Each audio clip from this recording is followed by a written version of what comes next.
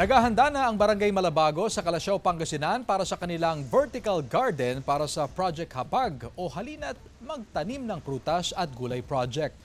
Meron ding mga paso na gawa sa recycled materials na maaring pagtaniman, maging ang mga lupang mula sa Material Recovery Facility ng bayan. Isang Barangay Malabago sa top performing barangays sa Hapag 2024 Assessment and Validation. Katuwang din ng Barangay Council ang mga kabataan sa pagmamanage ng iba pang gulayan sa barangay. Layo ng proyekto ang pagkakaroon ng pagkukunan ng pagkain para makatulong sa mga residente maging sa barangay.